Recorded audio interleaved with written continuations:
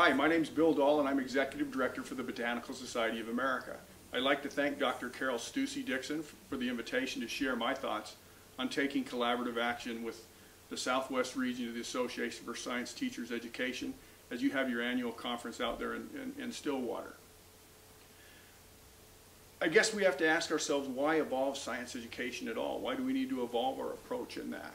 I firmly believe life moves at the pace of scientific development. I think education should adapt in concert with that change. As an example, do you remember using a slide rule? How about a typewriter, a dial phone, a film camera? Today our kids carry all that around in their pocket. They don't remember any of those things at all.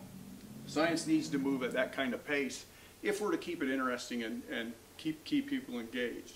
I'm a firm believer that we must work together in collaboration to achieve any type of meaningful impact highlighting and improving science education. You, the Association for Science Teacher Education, are key players, and I challenge you to challenge us to find more effective and efficient ways to expand and improve science education.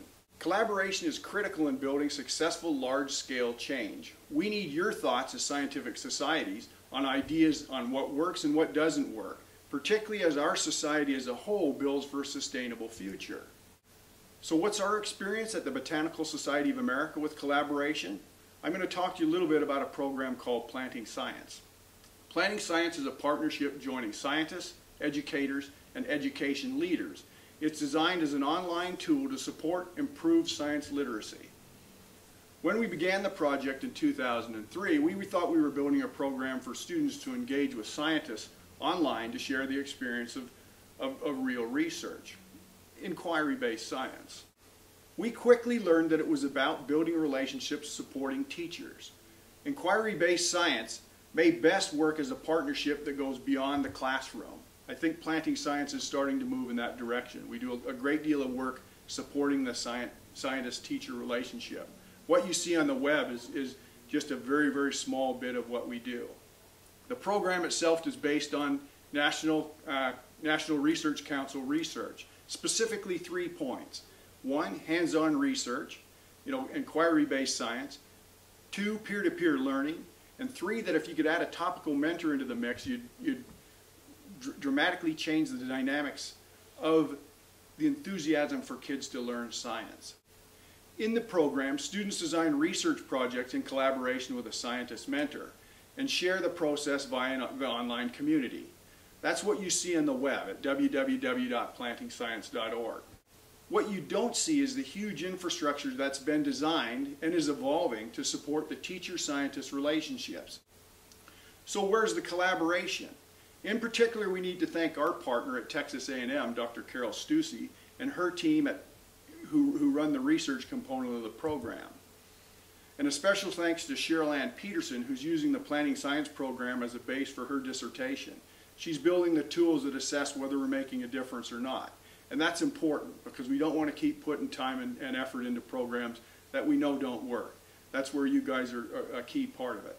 There are also 14 scientific societies currently involved in the program. That number continues to grow. We've had funding support from the Monsanto Fund and from the National Science Foundation. 4-H recently came on board as a partner focused on dissemination, as they have a very large base around the country. About 1.2 million kids in the agricultural part of their program who they feel might be interested in what we're doing. We've also had support from Dr. Paul Williams of the Wisconsin Fast Plants program, and thank him very much.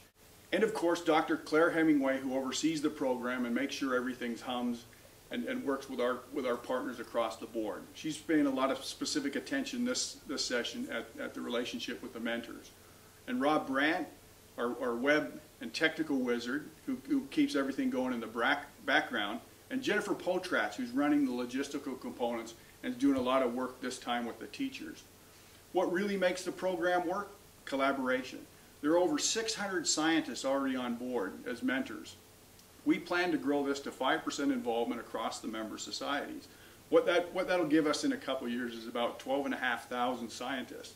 That gives us the capacity, and that's a key part of collaboration, that gives us the capacity to serve about 260 to 300,000 kids in a given year. There are over 150 teachers involved in the program.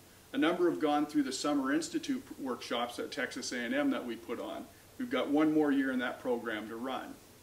They come from 32 states, and that has allowed us to share the research experience, meshing scientists and students with over 7,000 kids to date.